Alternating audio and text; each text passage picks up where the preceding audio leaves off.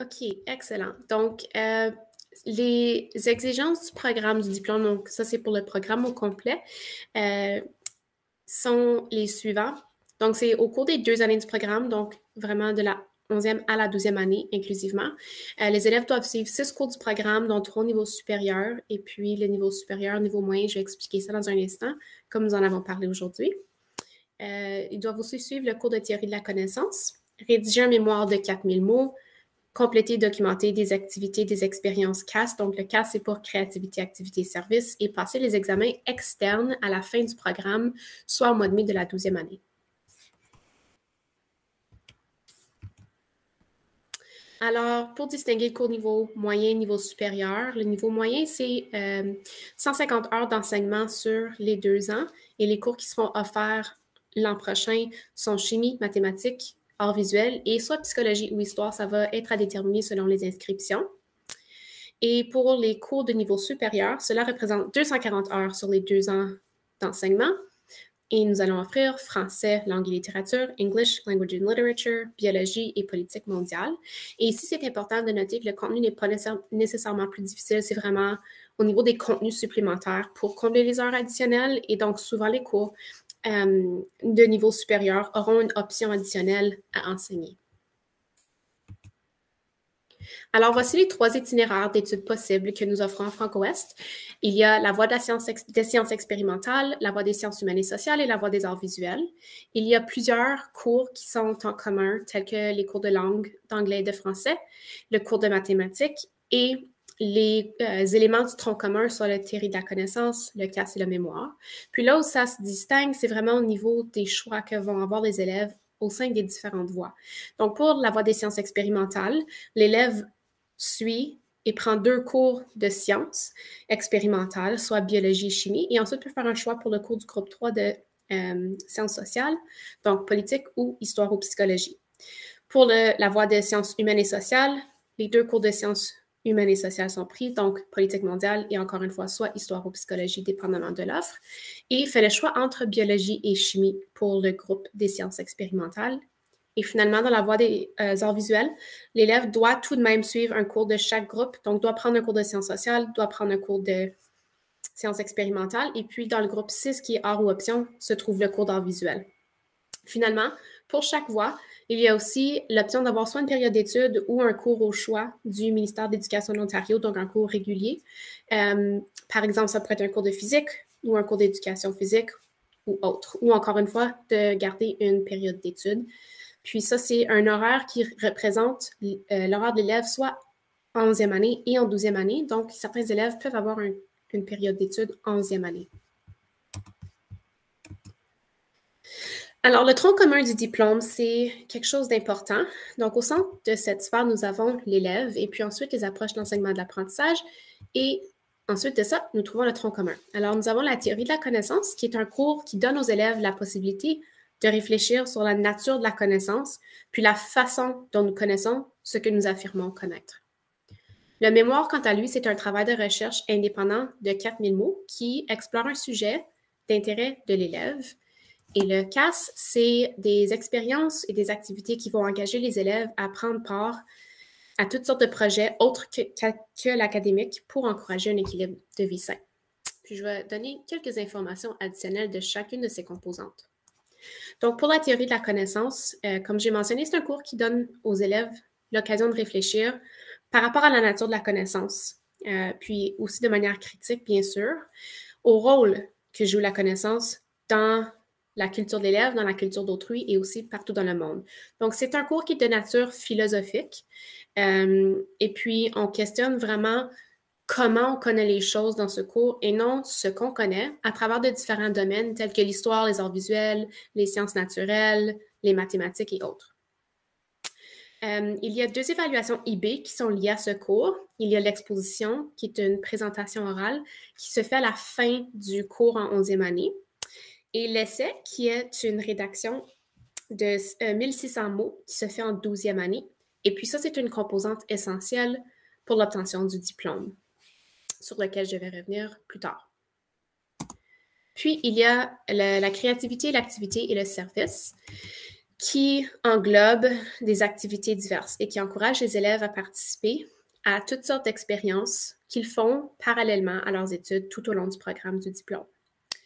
Le programme CAS mène les élèves à se dépasser, à découvrir des nouvelles passions puis des nouveaux centres d'intérêt, puis aussi à faire des réflexions significatives sur leurs expériences. C'est une partie du programme qui est lancée en 11e année, habituellement présentée vers le mois d'octobre ou novembre, et se termine en 12e année, vers le mois d'avril. Donc, ça a une durée d'environ 18 mois. C'est vraiment pour encourager les élèves à avoir un équilibre sain au niveau du programme puis de leur vie personnelle. Puis, la dernière composante du tronc commun, c'est le mémoire. Donc, c'est un travail de recherche indépendant de 4000 mots qui vise à explorer de manière approfondie un sujet qui est en rapport avec l'une des matières étudiées. Puis, le sujet est vraiment choix de l'élève. C'est un travail d'assez grande envergure et donc c'est vraiment important que on encourage les élèves de choisir quelque chose qui les intéresse puisque ça va être fait de manière indépendante avec l'appui d'un superviseur. Mais c'est vraiment important que ça les intéresse. Le mémoire a aussi pour but de développer plusieurs habiletés et habitudes de travail chez l'élève, telles que l'autonomie, surtout, la créativité et la curiosité chez l'élève, en plus de plein d'autres habiletés et habitudes. Pour l'évaluation, donc les cours au sein du programme du diplôme vont à la fois voir le curriculum du programme du diplôme, mais aussi le curriculum MEO, à la fois dans les cours de la 11e et la 12e année. Concernant les tâches et les évaluations IB, encore une fois, on peut retrouver un mélange des deux, les évaluations IB et les tâches MEO. Et pour les examens externes du programme qui se font au mois de mai de la 12e année, c'est vraiment juste en 12e année que nous retrouvons ces examens-là. Quand je parle d'évaluation IB, qu'est-ce que je veux dire? Donc, il y a deux types d'évaluation. Il y a l'évaluation interne. Donc, ça, c'est une évaluation qui est évaluée par l'enseignant. Les notes sont ensuite envoyées lors de la 12e année à l'IB. Puis, ils vont demander un échantillon et on leur envoie les informations requises. Ensuite, il y a une révision de notation qui est faite à l'externe. Donc, il se peut qu'il y ait un ajustement qui peut être fait selon le besoin. Puis finalement, il y a l'évaluation externe. Donc ça, c'est toute évaluation qui est évaluée par un correcteur de l'IB, donc à l'externe, et la note est entièrement déterminée par le correcteur. Je veux aussi préciser que les tâches IB sont aussi évaluées au MEO, alors les notes sont aussi reflétées sur le bulletin scolaire de l'élève. Pour obtenir le diplôme, ça fonctionne par un système de pointage. Donc, le diplôme a une valeur totale de 45 points, donc 7 points pour chacun des 6 cours qui sont choisis par l'élève et suivis par l'élève, puis 3 points additionnels qui peuvent être obtenus grâce à la note du mémoire puis du cours de théorie de la connaissance. Donc, le mémoire et l'essai et l'exposition, ensemble, combinés, peuvent faire un 3 points additionnel, dépendamment de la note qui est obtenue pour chacun.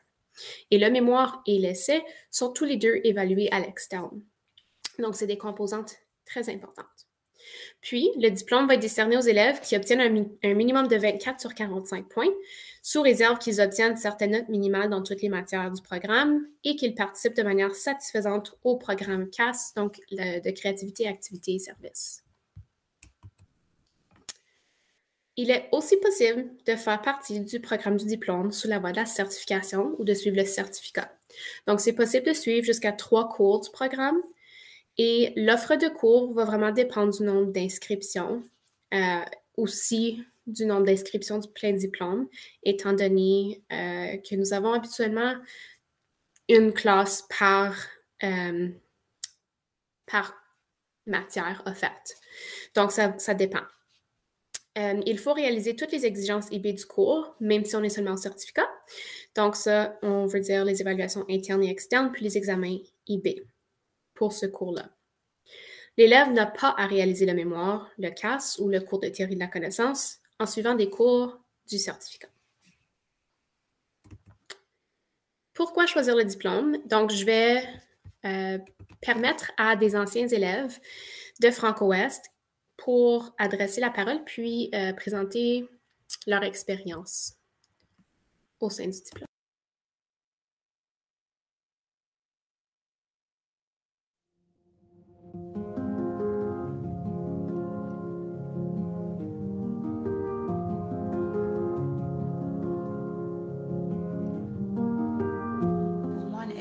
internationale, c'est une école remplie de culture, de langues, de traditions différentes qui viennent de partout autour du monde, puis de gens qui sont tous rassemblés ensemble dans une école. Je pense que le baccalauréat international, ça m'a apporté beaucoup, en ce sens que ça nous prépare à une mondialisation. C'est quelque chose de très important dans la réalité d'aujourd'hui. On a un aperçu avant les autres élèves de c'est quoi, à quoi s'attendre dans le monde réel, que ce soit au niveau de la flexibilité, des changements, puis d'avoir une perspective plus globale des choses. Ça a définitivement amélioré mon ouverture d'esprit. Ça nous permet de nous adapter justement à des réalités différentes qu'on va voir au cours de notre vie, de notre carrière universitaire, collégiale ou de notre carrière professionnelle. Pour moi, le bac international était une opportunité de me développer personnellement et de figurer un peu où je voulais m'aligner avec ma vie et surtout de comprendre comment je travaillais. Je pense que ça, c'était une des plus grosses qualités du BI pour moi.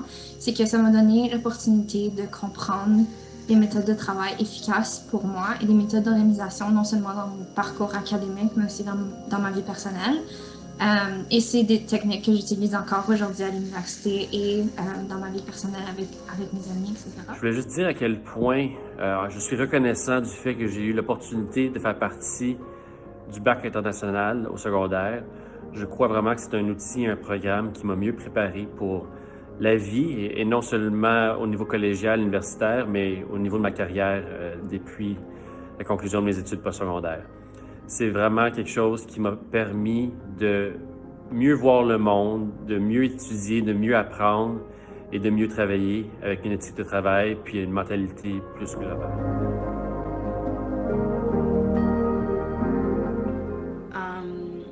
Je crois que l'expérience au complet, j'ai beaucoup aimé tous les gens que j'ai rencontrés, tous les professeurs merveilleux, OBI, les opportunités qui m'ont été présentées. J'ai beaucoup aimé l'expérience et j'espère encourager d'autres jeunes à continuer, soit au diplôme ou au certificat.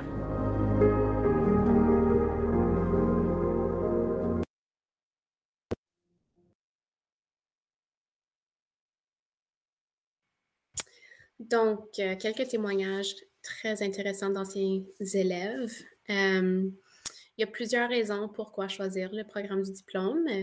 Donc, je les nomme ici, puis on va en revoir un peu plus en détail. Donc, il y a le développement de la pensée critique et du profil de l'apprenant, qui sont qui sont explorés grandement en lien avec le tronc commun. Je vais revenir sur ça dans un instant. Il y a aussi des expériences enrichissantes dans les cours du programme du diplôme. Je vais donner des exemples dans un moment. Puis, c'est important aussi de parler de la reconnaissance de crédits universitaires. Je veux juste préciser, je vais en parler un peu plus, mais je veux aussi préciser que ça ne favorise pas nécessairement l'élève au moment de l'admission universitaire. Les universités vont majoritairement regarder les notes MEO. C'est plutôt par la suite, avec la reconnaissance de crédit, que ça l'avantage des élèves du programme du diplôme. Certaines universités vont aussi tenir compte de cela avec les notes prédites que nous envoyons, mais certaines universités, la plupart des universités vont regarder aux notes de l'Ontario. C'est un diplôme qui est reconnu à l'échelle mondiale et puis l'élève ne termine pas son secondaire non seulement avec un diplôme, mais avec 2 diplômes. Alors, il obtient son diplôme d'études secondaires de l'Ontario, son DESO, et aussi un diplôme bilingue de l'IB. Par ailleurs, les enseignants du programme sont très bien qualifiés et suivent des formations continues aussi par rapport au programme qu'ils enseignent. Et le programme de l'IB permet aussi le développement d'une sensibilité internationale chez les élèves. Donc, le profil de l'apprenant, c'est quelque chose qu'on voit au niveau de tous les programmes de l'IB. Donc, ceux qui passent par la voie du pays sont familiers avec ces qualités que nous voyons. Alors, le programme de l'IB en 11-12, le programme du diplôme, cherche aussi à continuer à développer ces qualités-là chez les élèves. Puis, nous avons aussi les approches de l'apprentissage sur lesquelles nous misons. Et puis, la direction en a parlé aussi lors de leur présentation en début de soirée. Donc, nous misons sur la réflexion, la dimension sociale, la communication, l'autogestion et la recherche. Ça se fait par l'enseignement explicite parfois de ces approches-là, mais aussi au niveau de plusieurs projets et travaux, discussions qui ont lieu au sein des cours. Alors, quels sont les avantages du tronc commun, qui sont, je vous rappelle, le CAS, la mémoire et la théorie de la connaissance. Donc, les tâches qui sont liées au tronc commun, notamment l'essai puis la mémoire, aident beaucoup avec la préparation aux études postsecondaires. Non seulement est-ce que ce sont des travaux de grande envergure qui préparent bien les élèves à ce qui s'en vient, mais en étant encore au secondaire, l'élève a accès à un superviseur, comme je l'ai mentionné tantôt, pour son mémoire. Cette ressource-là n'est pas disponible pour des travaux de cette envergure une fois rendu à l'université, donc c'est un grand atout pour les élèves qui passent au programme du diplôme. L'élève peut aussi développer des compétences de recherche et de communication, entre autres, qui sont de grands atouts dans le monde postsecondaire, donc pas seulement en lien avec l'université, mais aussi avec d'autres expériences qui pourraient être vécues suite au secondaire. Puis finalement, on peut se développer en tant que personne, notamment en lien avec le CAS, particulièrement en lien avec les qualités du profil de l'apprenant.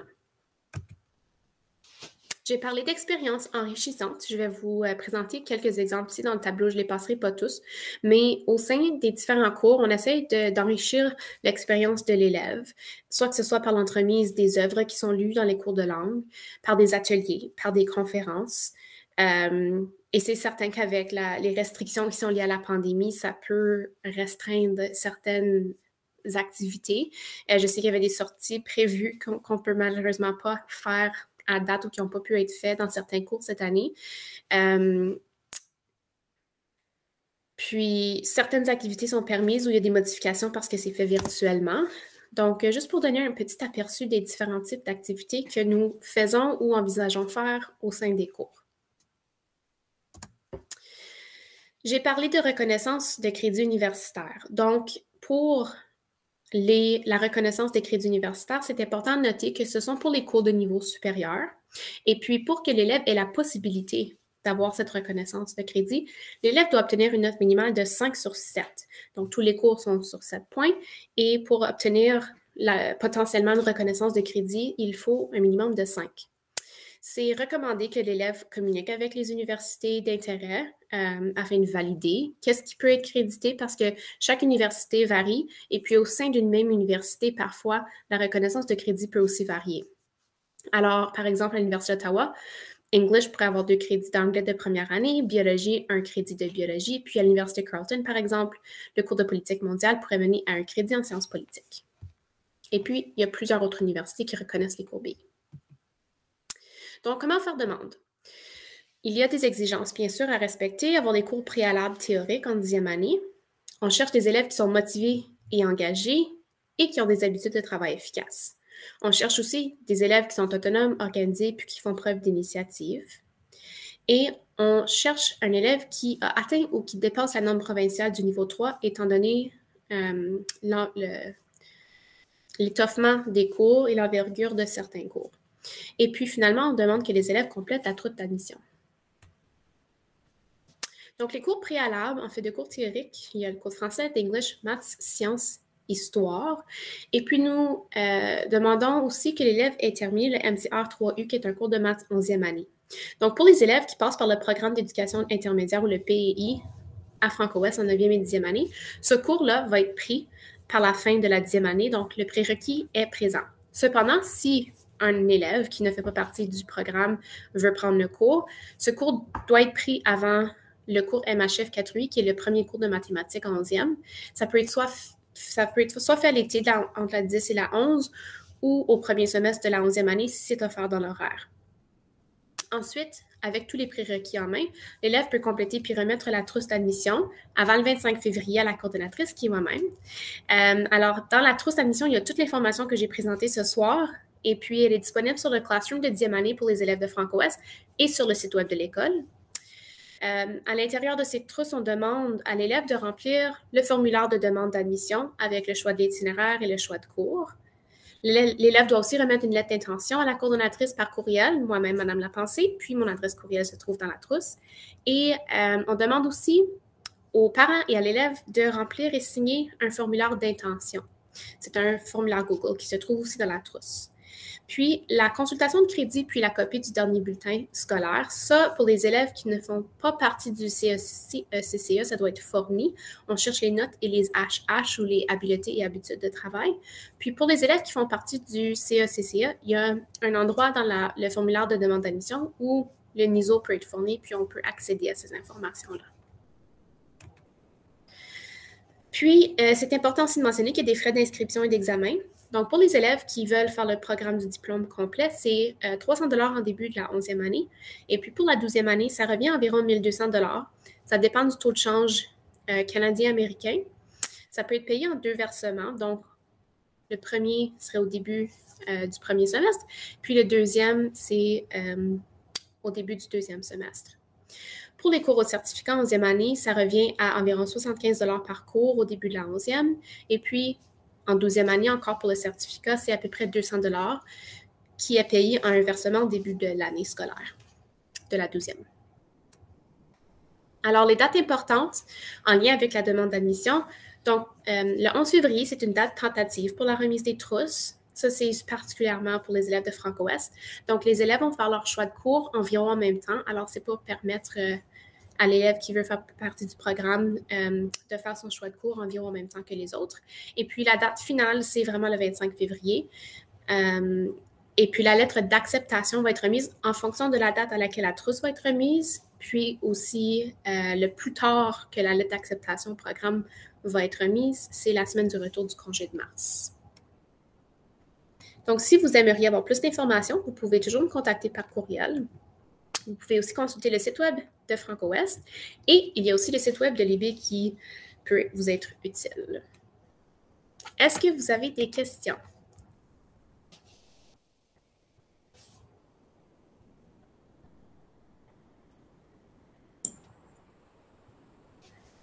Je vais arrêter l'enregistrement.